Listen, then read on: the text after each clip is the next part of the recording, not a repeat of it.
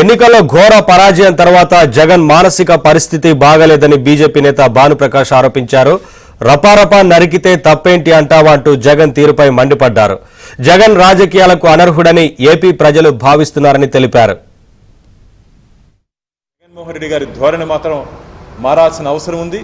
నేను అందుకనే చెప్పాను, మీ శేష జీవితం ఖచ్చితంగా కొబ్బరి బోండాలు నరుక్కోవడానికి, పరోటా పిండి పిసుక్కోవడానికి సరిపోతుంది తప్ప మీరు ఆంధ్రప్రదేశ్ రాష్ట్ర రాజకీయాల్లో రాజకీయం చేసే అవకాశం లేదని చెప్పి మేము భావిస్తూ, ఆంధ్రప్రదేశ్ రాష్ట్ర ప్రజలు కూడా గమనించాలి.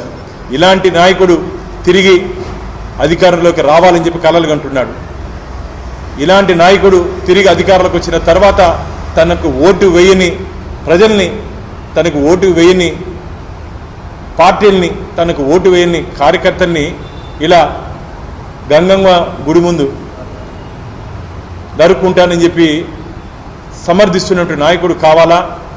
ప్రజల కోసం ప్రజల ఇష్టాలు తెలుసుకొని పరిపాలించే నాయకుడు కావాలా? ఒకసారి ఆంధ్రప్రదేశ్ రాష్ట్ర ప్రజలు ఆలోచించాల్సిందిగా కోరుకుంటూ